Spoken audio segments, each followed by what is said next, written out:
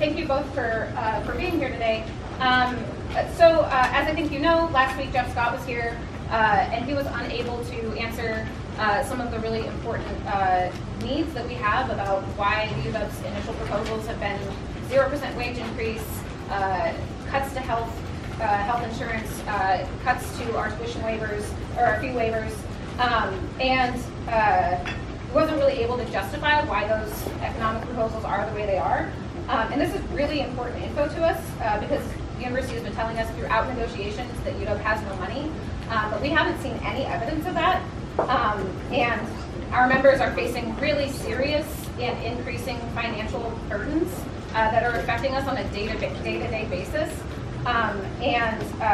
So I think that we would just like to start out by asking for an explanation of why the university doesn't want to give us any money. So I'll start, Provost Baldasty. I'll start saying we don't have a lot of money. I'm just going to we don't. I give you a couple of examples of not having a lot of money. I took my own staff cut. I cut my permanent budget in the provost office by 2% last year, just to pay for some other kinds of things, including mental health counseling for undergraduates and the Veterans Center. Sarah's office, the Office of Planning and Budgeting, also took a 2%, actually slightly larger than 2% cut. For all of the student-facing central units, OMAD, Student Life, Graduate School, and Undergraduate Academic Affairs, I asked all of them to do a 2% internal cut and then a reallocation because there were no longer going to be funds that I could give them on an ongoing basis. We've had a process called Provost Reinvestment Funds where for years units could ask for additional funds to do things, new things. One example would be in the Office of Undergraduate Academic Affairs to fund the Office for the Safety of Minors. What I signaled to the vice presidents and vice provosts in those units this year was they couldn't count on any kind of money coming from the center because we didn't have it. And so what they needed to do was to do it, they had to cut permanently 2% of their budget so they could then redeploy it. So I guess, in terms of how I'm dealing with things, I've been seeing that what we're doing at the university is basically redeploying money rather than we don't have new money. As you know, tuition has been decreased. We are below the average of all of our kind of peer universities in terms of undergraduate tuition, which is the major source of revenue that we have. So I don't feel we have a lot of money. What would you add? I would agree with that there are some tuition categories that have gone up, but the largest component of our tuition revenue is from undergrads. But the largest proportion of tuition revenue that we have is from undergraduate students. And there was legislation, I'm sure you all know, to decrease those rates and then increase them at the rate of this 14-year rolling average of median wages in the state. So our revenues are really pegged to inflationary increases, and our expenses are increasing faster than that in some cases. So we really don't have a lot of money at the center. And we just completed a meeting with all of the vice presidents, vice provosts, and deans about their budgets and asked them to do 4-year projections on how they anticipate where they're going in terms of revenues and expenditures. And in many areas, the revenues are increasing, are not keeping up to the rising costs. So I think that the university, my view is that the university is in a difficult position right now financially.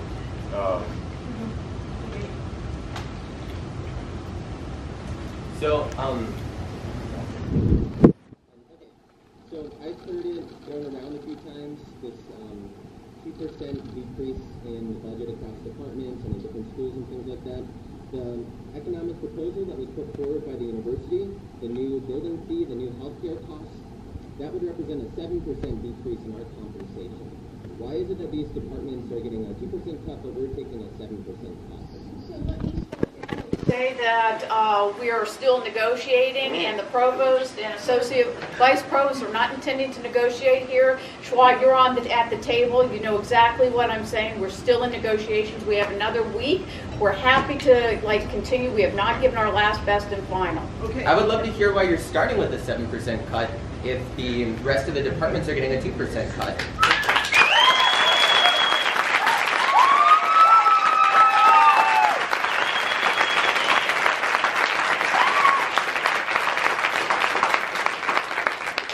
We're still at the negotiating table, and we'll continue. Okay, so why, when we ask him about money, do we talk about cuts that are only off the backs of the students? Our president has a mansion and a cook, and I can't afford to feed my kids. That's right.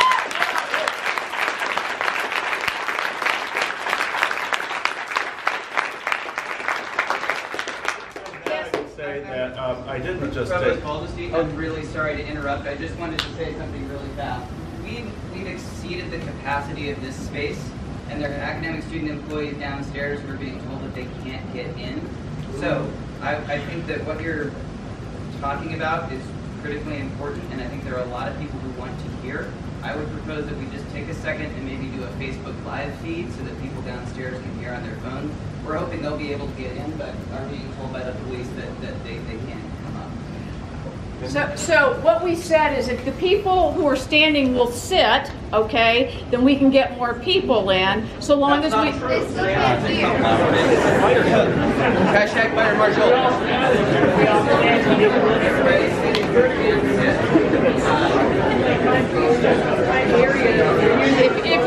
Can we, folks, Dave, if you want to do a Facebook Live feed and that works for you all, then that's fine. Okay, Andrew, you start. So everybody, and this I guess goes for you back there, that if you can log on to the local's Facebook page, we'll do a Facebook Live stream. Sarah and Jerry, I hope you're okay with Andrea right there holding up the phone, and we'll broadcast you downstairs. I was just saying that I don't think that we are just cutting students. The cuts that I took in the Provost's office and that Sarah took in her office did not materially affect students. They meant that some staff are no longer working with us at the University of Washington, not students. So I don't think that we're trying to balance budgets on the back of the students. I disagree, because if you start from the top, bigger chunks of money can be made available. You start from this, there's not any chunks of money to give up. I think the saying the university is in a financial crisis or in a rough situation right now is bullshit. You guys aren't managing money fairly. That's why the university is in the situation it's in. It's inequitable. It's not working. People up here shouldn't have everything they need or want. More wants. Why we can't eat. There's something wrong with your balancing system.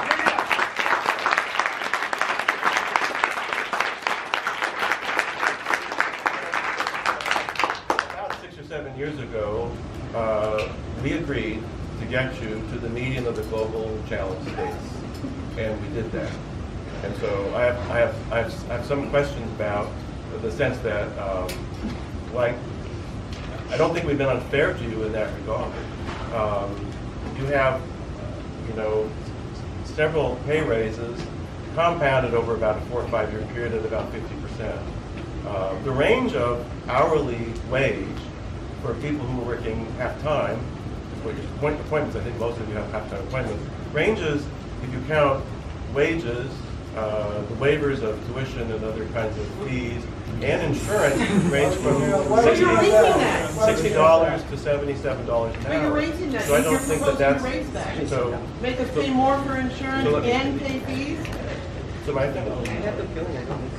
So I was going to say, I don't think that is bad faith on our part. I think we've done exactly what we said we were going to do when we started the negotiation. For like a good 10 minutes. Hi. Sure. What's the UW's yearly operating budget? For what component? What is the University of Washington's yearly operating budget? All of the revenues from Yeah. UW Medicine Yeah. and What all is the that? hospitals. That's what I'm I think asking. it's a little more than $7 billion. Okay, $7 billion a year. Okay, that was my question. Thank you. Y'all should just shout out. On the subject of operating budgets and financial statements, so I did a financial statement analysis this morning comparing the University of Washington to Washington State University. And with all due respect, the claim that we don't have money doesn't really make sense based on that. Looking at the net asset growth and the net sales growth, that's positive, whereas WSU's is negative. From what I'm seeing in the financial statements, looking at the return on assets, that's positive for the University of Washington, negative for WazU.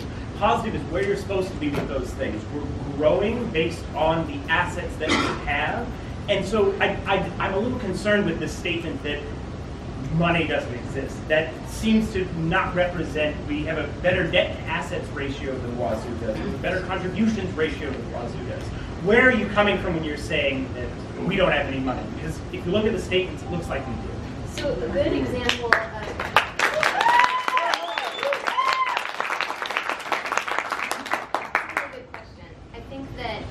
really easy to look at some lines in financial statements and make comparisons across, and the devil's in the details. So a good example, comparing WSU to UW, last year we got a $210 million gift from the Gates Foundation to build the population health facility. That would be a new net asset that the university would have, but of course it came with it a contract that we had to use those funds in a certain way to build a building. We can't use those funds for something else. Well, just to go on that, I mean, both the UW and WSU have relatively low contributions ratios compared to other organizations that are similar, and so the number of things that seem to be coming in terms of contributions or restricted net assets doesn't seem to outpace the unrestricted net assets that the university has. So I'm curious as to why we're saying that those unrestricted net assets have to go one place and not another. I've learned in budgeting, you can have anything you want, you just can't have everything that you want. Budgets are a statement of priorities.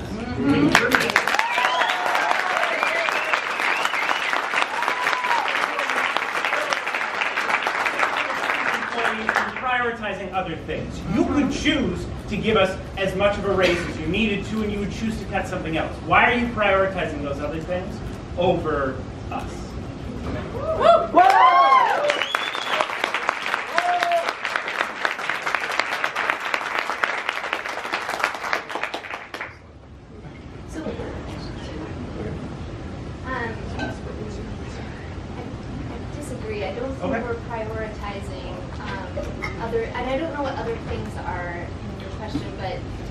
Compensation is where we spend all of our money. Compensation for classified staff, or professional staff, faculty, and all of the different categories therein. It's where we spend most all of the operating dollars that we have that are unrestricted that we can. Can you speak up? Oh, sorry. I was just saying that of the unrestricted operating dollars that we have to spend, I think 81 or 82% go to compensation for staff, classified staff, professional staff, faculty, and all of the different categories therein. So actually I do think that... What percentage of that 8% we are? Less than 10. Not off the top of my head. It's less than 10. Less than 10. Whoa. Less than 10% of 80% represents ASEs in our unit. So that is a very, very small piece of the pie, as you would say. I haven't done that comparison And to it other seems like something you would bring to this meeting. No, I haven't. Yeah. Sorry. Guys, It's getting a little bit confusing. one question at a time, or one shout out at a time, please.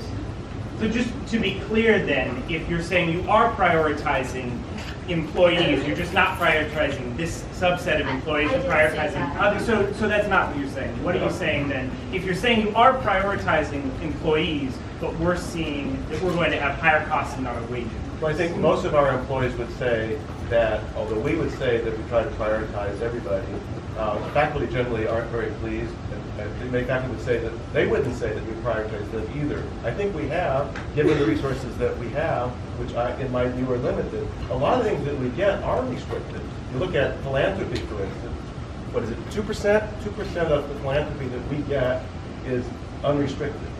Okay, that means that 98% of it, the person who's given us the money said, you have to spend it on this. And that is the terms of the agreement that we have. Your revenue is around 5% of your contributions revenue. If you're talking about the total philanthropy, it's a relatively small percentage of the total income that you're getting. So yes, a large part of that may be, but if that's a small enough part of the revenue stream, then it's still problematic. There's a lot of other people that want to speak. So pass the mic. Thank you, sir. Are you asking all employees to take a 7% cut across the board, like Anna Marie Calsa, you, is everybody being asked to take the 7% decrease?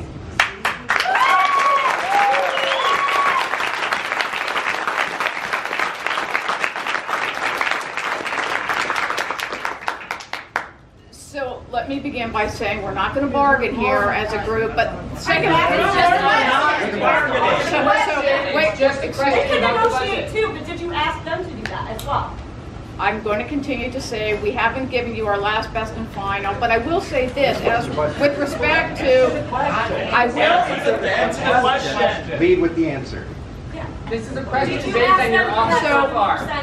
Do you want me to answer the question? Because I'm going to answer it the way I want to, or I'm not going to answer. Then don't answer. You're not answering it. It's a yes or no question. The gate that we've asked, a 15% premium share, is what every single employee, the custodians take, the president takes, everybody but the ASEs pay a 15% premium. The president can afford it. They have pensions. There's the difference.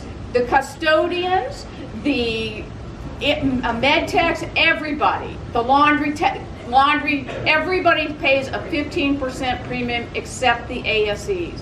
The custodian has been gutted by a third. Everybody pays a 15% premium, okay? As with respect to wages, we're continuing to bargain, okay? We've not asked anybody. If this were the last day and we were getting ready to ask you to vote the contract, then you would be right in saying perhaps we've asked you to take a 7%. I don't know what it is, but we've made additional improvements to the last time we met last week. But we're not asking you to vote your contract today. We've got a week left, and then at the end, we'll see if there's anything, if you're actually taking any type of decrease. Well, so I think a really important point here, though, is that we have this immense rent burden. And I know that that's not unique to us, but that's a real problem for us. Like, we're struggling. I live in 400 square feet with my partner, and we have roaches. Like, this is a problem. I pay $700 a month for that, and so does he. So like this is the material environment that we're living in, and we have to have a budget model that's recognizing that and that's supporting the people who do so much of the work that makes this university run. And I know Judy also got that. Yeah, I want to add to that too. I mean, our vision and value statement says that we have a standard of excellence. We recruit the best and the most diverse in the world. And I come from the Department of Atmospheric Sciences. We volunteer a lot of our time every year to help with recruitment. And we get very competitive applicants. Many of those applicants ask us, what is it like to live in Seattle? And every year that I've been here, it's harder and harder to say, you can make it here if you come. We still happen to attract many of the best and brightest to our department. But we just received a letter this week, the union received a letter this week from a student who decided to come here. She emailed the union to say, I chose this department over other Ivy Leagues because you have union representation, and I thought you'd have my back, and I thought you'd work hard to make sure that I can do the work that I want to do when I come to the University of Washington. My question is, if we don't get a raise, what are we supposed to tell the students that are looking to come here next year to continue to do the excellent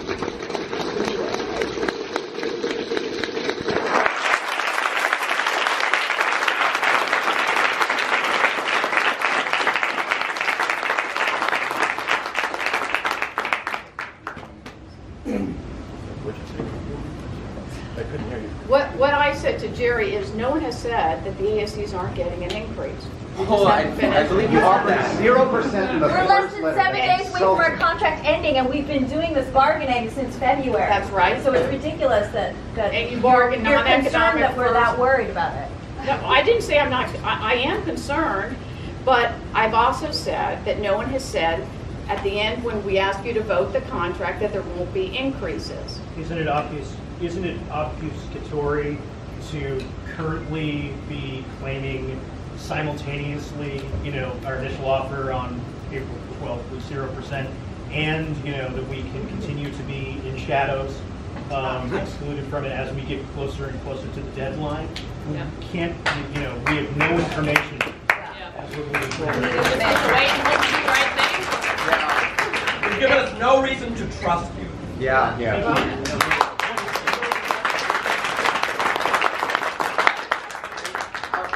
reiterate, you're framing this 0% wage increase and a 1% wage increase in the following 2 years as a pay neutral / pay increase, but when you factor in the new fees and the healthcare costs, it is a cut to our compensation.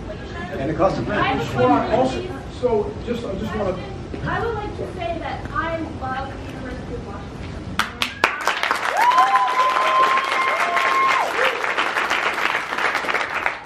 I had a very good career in Washington, D.C. before I came here, and I made the decision to come to the University of Washington. I didn't apply anywhere else.